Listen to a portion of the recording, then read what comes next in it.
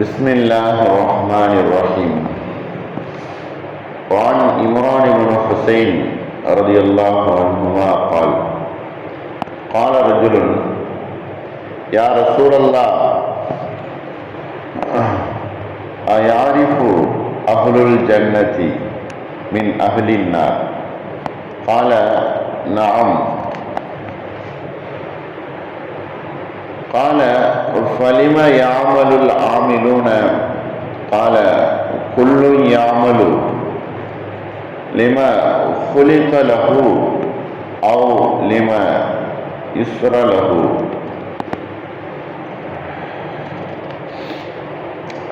சஹீஹ் புகாரியில் இந்த ஹதீஸ் 6596 நம்பர் ஹதீஸாக பதிவு செய்யப்பட்டிருக்கு. இமாம் புகாரி ரஹ்மத்துல்லாஹி அவர்கள் இதை இந்த ஹதீஸை பதிவு செய்திருக்கிறாங்க.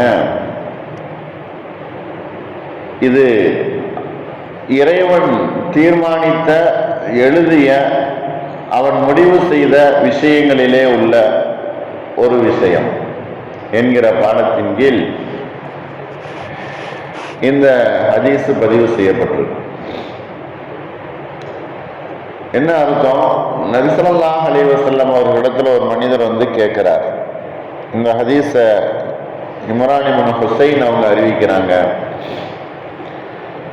அந்த மனிதர் கேட்கிறார், அல்லாஹ்வின் தூதரே, சொர்க்கவாசிகள் யார், நரகவாசிகள் யார் என்பதை அல்லாஹ்வுக்கு முன்னாலேயே தெரியுமா? அல்லாஹ் அறிந்திருக்கிறானா என்பதாக கேட்கிறார். சொர்க்கவாசி யாரு, நரகவாசி யார் என்பதை அல்லாஹ்வுக்கு தெரியுமா? அப்ப நபி ஸல்லல்லாஹு அலைஹி வஸல்லம் அவங்க சொல்றாங்க, ஆம், அல்லாஹ்வுக்கு தெரியும். யார் சொர்க்கவாசி, யார் நரகவாசி என்பதை அல்லாஹ் தெரிந்திருக்கிறார்.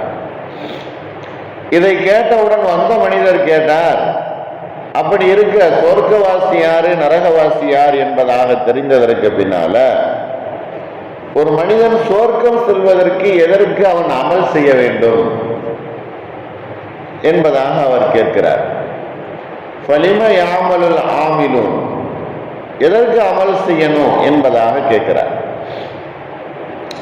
அப்ப நபி ஸல்லல்லாஹு அலைஹி வஸல்லம் அவர்கள் சொல்லுகிறார்கள்,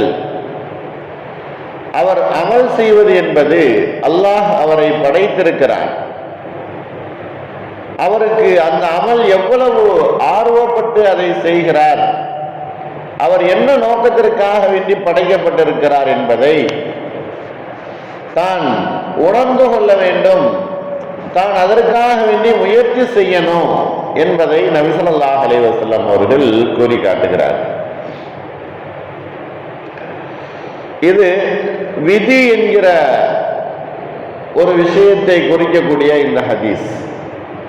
ஒரு மனிதன் தான் சொர்க்கவாசி என்பதாக அவனுக்கு தெரிஞ்சிருச்சு அப்படின்னு சொன்னா நிச்சயமாக உலகத்துல எந்த ஒரு கடமைகளையும் செய்ய மாட்டான்.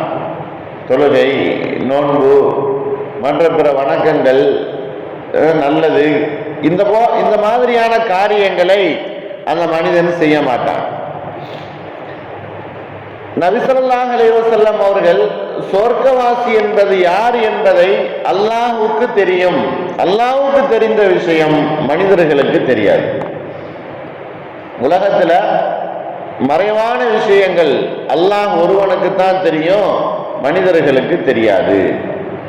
அப்ப சொர்க்கவாசி என்பது மனிதன் இந்த உலகத்துல இருக்கும்போது அறிந்து கொள்ள முடியாது. அப்ப அது அவனுக்கு ஏற்படும் பொழுது, சொர்க்கவாசி என்கிற முடிவுக்கு வரும்போதுதான் அவனுக்கு தெரியும் நம்ம சொர்க்கவாசி தான் அப்படின்னு. உலகத்துல 2 வகையினர்கள் தான், சொர்க்கம் செல்லக்கூடியவர்கள், நரகம் செல்லக்கூடியவர்கள், 2 பேர் தான். இறைவனுடைய கட்டளையை முழுமையாக எடுத்து நடந்த நல்லடியார்கள், ஈமான் கொண்டு சாலிகான அமல் செய்தவர்கள், அவர்கள் சொர்க்கம் போகக்கூடியவர்கள். இறை கட்டளையை நிராகரித்தவர்கள், அவர்கள் நரகம் செல்லக்கூடியவர்கள். ஒருவருடைய தலைவிதி என்பது அதை நிர்ணயித்த அல்லாஹ் ஒருவனுக்கு மட்டுமே தெரியும். அது நடைமுறைக்கு எப்பொழுது வருகிறதோ அப்பொழுதுதான் அவர் தெரிந்து கொள்ள முடியும் இது நமக்குரிய காரியம் என்பதாக. ஒரு மனிதன் தன்னை பற்றி சிந்திக்கலாம், தன்னுடைய நிலைமையை பற்றி சிந்திக்கலாம். ஆனால் நாம் எங்க போய் சேர்வோம் என்பதற்குரிய முயற்சியிலே தான் ஈடுபட முடியுமே தவிர தான் நரகவாசி சொர்க்கவாசி என்பதாக அவன் முடிவு செய்துவிட முடியாது. இது உலகத்துல மனிதர்களுக்கு தெரியாமல் மறைக்கப்பட்ட விஷயம். ஏன்? தன்னுடைய பகுத்தறிவை கொண்டும் தன்னுடைய அறிவை கொண்டும் அல்லாஹுவை, அவன் படைத்த ரப்பை, அவனை படைத்து பரிபாலிக்கக்கூடிய இறைவனுக்கு என்ன கட்டளை என்பதை மீறாமல், மாறு செய்யாமல் உலகத்தில் வாழ்ந்து முடித்த ஒரு இறைவனுக்கு தான் அல்லாஹ் சொர்க்கம் என்பதை வைத்திருக்கிறான் என்பதை தன்னுடைய அறிவை கொண்டு அவன் உணர வேண்டும். நிதானத்தை கடைபிடிக்க வேண்டும். விதி குறித்து நபி ஸல்லல்லாஹு அலைஹி வஸல்லம் அவர்கள் பெரிதொரு ஹதீஸ்ல சொல்லி காட்டுறாங்க, விதியை குறித்து நீங்கள் விவாதிக்காதீர்கள் என்று சொன்னா அது உங்களுடைய கணிப்புல இல்லை. விதி என்பது நீங்க எதை முடிவு செய்கிறீர்களோ அதுல விதி என்பது அடங்காது. நிறைய பேர் சொல்லுவாங்க, என்னுடைய தலைவிதியே இருந்தாங்க, அதனால நான் செஞ்சுக்கிட்டு இருக்கேன், எனக்கு அல்லாஹ் இந்த மாதிரி எழுதிட்டான், ஆகையினால் நான் இருந்துகிட்டு இருக்கேன். என்னங்க இந்த மாதிரி தவறு நிரந்தரமாக செய்து கொண்டிருக்கீங்களே அப்படின்னு கேட்டா, அல்லாஹ்வுடைய விதி எனக்கு விதிச்சுட்டான், அதனால் நான் இந்த மாதிரி தவறு செய்து கொண்டிருக்கேன். எப்ப பார்த்தாலும் குடி போதையிலே இருப்பார். அவரை போய் கேட்டோம்னா அல்லாஹ் எனக்கு தலைவிதி அந்த மாதிரி விதிச்சுட்டான் அப்படின்னு சொல்லுவார். தலைவிதியை மனிதர்கள் தனக்குள்ள முடிவு செய்ய முடியாது. அது அல்லாஹ்விடத்துல மறைத்து வைக்கப்பட்ட ஒன்று. நல்ல அமல்கள் செய்வதற்கும் தீய அமல்கள் செய்வதற்கும் தலைவிதியை நாம், தலைவிதி அப்படின்னு சொன்ன அரபியில தக்தீர் என்பதாக சொல்லப்படும். இதை காரணம் காட்டி நமக்கு நாமளே சமாதானம் செய்து கொள்ளுதல் என்பது கூடாது. ஒரு மனிதர் அவர் தன்னுடைய வாழ்க்கையில நல்ல காரியங்கள் செய்வதற்கு தன்னுடைய அறிவை பயன்படுத்தணும், விதியை பயன்படுத்தக்கூடாது.